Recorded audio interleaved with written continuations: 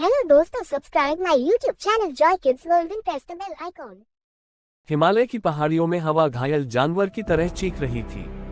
बर्फ से ढकी चट्टानें आकाश को चीरती नजर आती थी और उस पहाड़ के सामने खड़ा था अर्जुन मल्होत्रा, एक ऐसा नाम जो कभी भारत के सबसे होनहार पर्वतारोही के रूप में जाना जाता था। 5 साल पहले एक हादसे में अपने सबसे अच्छे दोस्त ऋषि को खो देने के बाद अर्जुन सब कुछ छोड़ चुका था।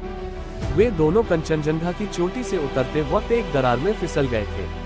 अर्जुन बच गया, लेकिन ऋषि वहीं रह गया हमेशा के लिए। अब अर्जुन वापस आया था एक और चढ़ाई के लिए, लेकिन ये चढ़ाई शोहरत के लिए नहीं थी, ये उसकी आत्मा की शांति के लिए थी। आखिरी चढ़ाई, अंतिम सामना। पहला दिन चढ़ाई की शुरुआत अर्जुन की टीम छोटी थी, 3 पर्वतारोही और एक अनुभवी शेरपा तेनजिंग। मीरा, शांत लेकिन बेहद दृढ़ नजर आने वाली महिला जिसने K2 को फतह किया था। राज, एक भूतपूर्व फौजी जिसे खतरा पसंद था और जो जीवन को चुनौती मानता था। और फिर तेनजिंग, बूढ़ा समझदार जिसने बचपन से इन पहाड़ों को देखा था। उसके पिता भी शिवरा पर्वत पर चढ़ाई करते हुए मारे गए थे। वो हमेशा कहता, पहाड़ नहीं चढ़ते तुम, वो तुझे चढ़ने देता है। 14,000 फीट पर उन्होंने बेस कैंप बनाया। रात को हवा ने जैसे पूरी दुनिया को हिला दिया था, लेकिन अर्जुन चुपचाप अपने दोस्त ऋषि की एक पुरानी तस्वीर को देखता रहा। तुम सोचते हो ये चढ़ाई तुम्हारे अंदर के भूतों को चुप करा देगी? मीरा ने पूछा। अर्जुन ने कुछ नहीं कहा। जरूरत नहीं थी। तीसरा दिन दरार 18,000 फीट पर एक भयंकर बर्फीला तूफान आया। पहाड़ से बर्फ का पहाड़ टूटकर नीचे आया। जब सब कुछ शांत हुआ तो राज का पैर टूट चुका था। तुम लोग जाओ, राज ने दर्द सहते हुए कहा। मैं रुक जाऊंगा। तेनजिंग बोला, हम नीचे लौट सकते हैं, लेकिन मौसम नहीं रुकेगा। एक ही मौका मिलेगा। राज ने अर्जुन का हाथ पकड़ा और कहा, इस बार जीत के लौटना।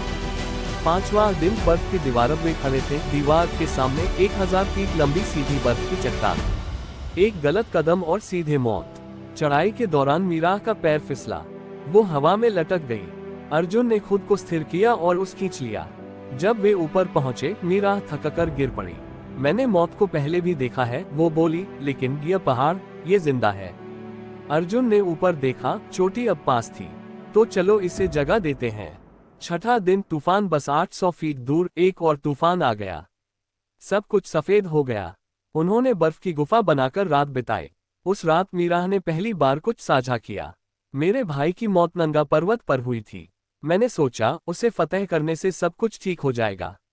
नहीं हुआ। तो अब क्यों चढ़ती हो? अर्जुन ने पूछा। क्योंकि हर बार जब मैं जिंदा लौटती हूँ, मैं अपने अतीत से ज्यादा मजबूत साबित होती हूँ। सकी बात अर्जुन के दिल में उतर गई। वो जीतने नहीं आया था, वो खुद को माफ करने आया था। सुबह तूफान थम चुका था। सूरज निकला और शिखर बस एक हाथ दूर लग रहा था। अर्जुन और मीरा ने चढ़ाई शुरू की। मीरा अब बहुत थक चुकी थी। तुम जाओ, उसने कहा, तुम्हें ये पूरा करना चाहिए। अर्जुन रुका, पर मीरा मुस्कुराए ऋषि के लिए। और फिर अर्जुन अकेले चढ़ा। हर कदम एक लड़ाई, सांस लेना जैसे आग निगल रहा हो। और अंत में वो पहुंचा शिखर पर। आसमान बादलों से ऊपर था, नीचे दुनिया शांत थी। उसने ऋषि की तस्वीर निकाली और एक पत्थर के नीचे दबा दी। हम पहुंच गए दोस्त, उसने फुसफुसाया। साथ में मीरा बच गई। तेनजिंग उन्हें नीचे लाया। राज ने उन्हें देखकर सिर झुकाया सम्मान में। कोई अखबार नहीं था, कोई कैमरा नहीं, पर अर्जुन को अब किसी चीज की जरूरत नहीं थी। उसके अंदर की चुप्पी अब शांति में बदल चुकी थी। कुछ महीने बाद अर्जुन एक सभा में बोल रहा था, नए पर्वतारोहियों के सामने। तुम पहाड़ों को जीतने नहीं जाते, उसने कहा, तुम खुद को जीतने जाते हो। डर, पछतावा, दर्द, ये सब हमारे अंदर है, पर ताकत भी वही है।